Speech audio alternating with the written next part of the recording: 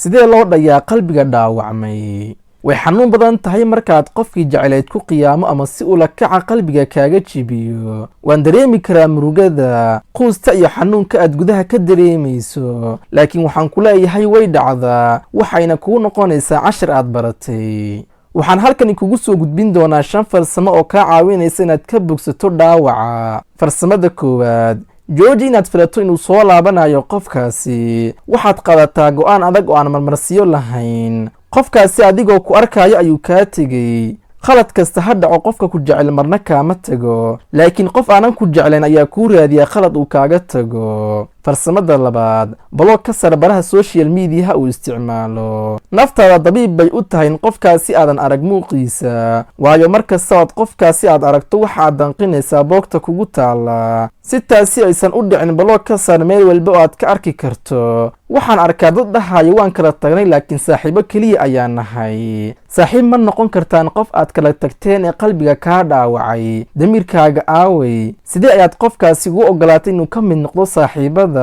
ka saar noloshaada qofkaasi waa haddii aad rabto inaad bogsato. farsamada saddexaad, meel aad ku mashquulsho samayso.